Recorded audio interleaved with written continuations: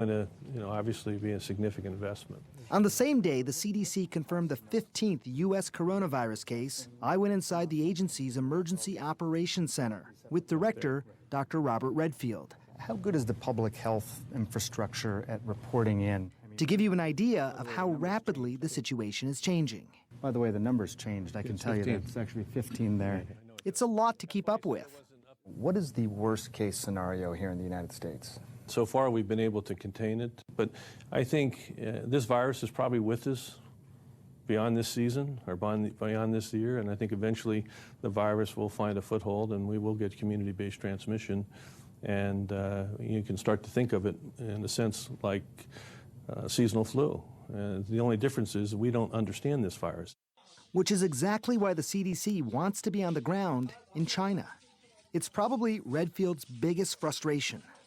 Right now, there's no evidence to me that this outbreak is at all under control. It's definitely not controlled, and the sooner we can help them get it under control, the better for the whole world. So I guess that does raise the question, why are we sitting here in Atlanta talking about this versus the CDC being in China collecting some of this data? I don't think it's a medical decision that we're not being invited in. What do you think it is? Well, I think it's above the medical. You think it's a political decision? I think it's above the medical. I don't think the director of CDC is making that decision. You think it's a political decision? Well, I think all I can say is I think it's above the director of CDC because I know he would love to have us a system. China has accepted help from the World Health Organization. The CDC is waiting to hear whether it's going to be a part of that team.